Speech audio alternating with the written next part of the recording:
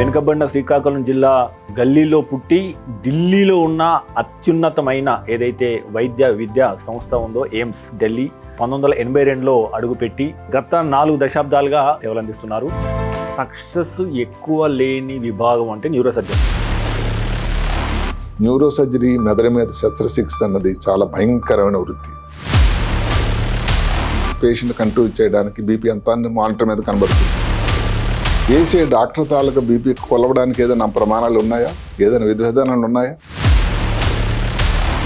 ఏ నుంచి వెళ్ళి రోబోటిక్స్ నుంచి వెళ్ళి ఇవన్నీ మాట్లాడుతున్నాం. ఈరోజు ఆల్జీమర్స్ కానీ డిమెన్షియా కానీ మనం ఏం వైద్యం చేస్తున్నాము?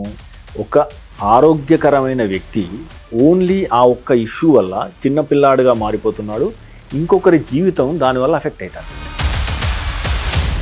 మీరు నమ్మండి, ఆ చిన్న టెస్ట్ ఏదైతే ఆల్ఫా సైన్యూక్లిన్ ప్రోటీన్ తాలూకా టెస్టింగ్ 90% యాక్యురేట్. 17 సంవత్సరాల ముందు ఆల్జీమర్స్ వచ్చే ముందు ఈ వ్యక్తికి ఆల్జీమర్స్ వచ్చే అవకాశం ఉందని చెప్తున్నది శాస్త్రం. రోజుకు 12 సిగరెట్లు కాలిస్తే ఎంత ప్రమాదమో, ఏకాకిగా జీవించడం అంత ప్రమాదం అట.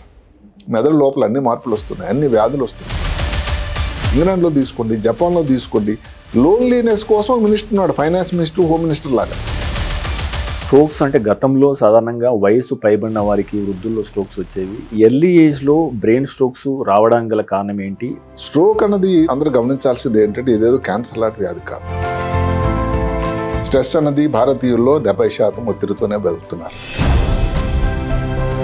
ఇంటి దగ్గర చేసుకున్న భోజనం అన్నది శని ఆదివారాలు వస్తే ప్రజలు మర్చిపోయారు.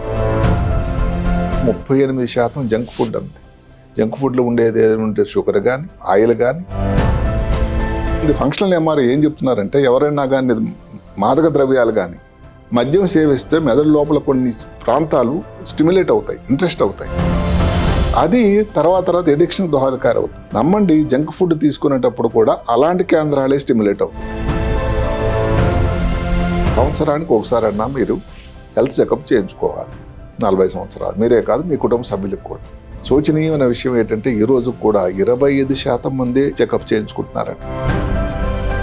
కొలెస్ట్రాల్ టెస్టింగ్ అంటాం, లిపిడ్ ప్రొఫైల్ అని టెస్ట్ చేయించుకున్నారు. ఎంతమంది బ్లడ్ ప్రెషర్ చెక్ చేయించుకున్నారు. ఇంత నిద్ర అవసరము? రాత్రి నిద్రకి పగల నిద్రకి ఏమన్నా తేడా ఉందా? నిద్రలో ఏం జరుగుతుంది? నిద్ర సమయంలోనే మెలటోనిన్ ఒక ద్రావకం శరీరంలో రసాయనం మెదడు లోపల తయారవుతుంది. ఏదైతే బ్రెయిన్ క్యాన్సర్ ఉందో అవన్నీ కణతుల ద్వారానే వస్తాయి, ట్యూమర్స్ ద్వారానే వస్తాయి అని అంటున్నాం. అట్లా అని చెప్పేసి అన్ని ట్యూమర్స్ మాత్రం క్యాన్సర్వి కావు. మెదడులో వచ్చిన క్యాన్సర్స్ అన్ని ట్యూమర్స్, అందులో డౌట్ లేదు. ట్యూమర్ అనగా ఏమిటంటే తలనొప్పి వచ్చింది, వాంతులు వచ్చాయి, ఫిట్స్ వచ్చాయి, కాలు చేయి పని చేయటం లేదు, కంటిలో చూపు తేడా ఉంది, చెవులు వినబడటం లేదు, ముందు మాదిరి యాక్టివ్ లేరు, యూరిన్ మూత్రం కంట్రోల్ లేదు. సరిపోయింది కదా లక్షణాలు. బ్రెయిన్ ట్యూమరా? డౌట్. అంటే అది ఒక సూచన. ఏదైతే వర్షం వచ్చే ముందు మట్టి వాసన వస్తుందో అదే మాదిరి ఒక ప్రిమాన్షన్, అది వచ్చే అవకాశం ఉంది సుమా. అనూరిజం అంటే ఏంటి? దీనివల్ల ఏం జరుగుతుంది మార్పులు? అనూరిజం అంటే మెదడులో ఉండే రక్తనాళాల్లో పేషెంట్ కానీ స్పృహలో ఉంటే ఒక మాట చెప్తాడు, చాలా స్పష్టమైన మాట. ఒకసారి కానీ అనూరిజం వల్ల రప్చర్ అయ్యి దానికి వైద్యం కాకపోతే, డాక్టర్ దగ్గరికి సరైన సమయంకి వెళ్ళకపోతే రిస్క్ అన్నది 50% 60% ఉంటుంది ప్రాణానికి. ఇంకా రెండోసారి వచ్చింది అనుకుంటే రిస్క్ 70%, మూడోసారి అయితే 90% అవుతుంది.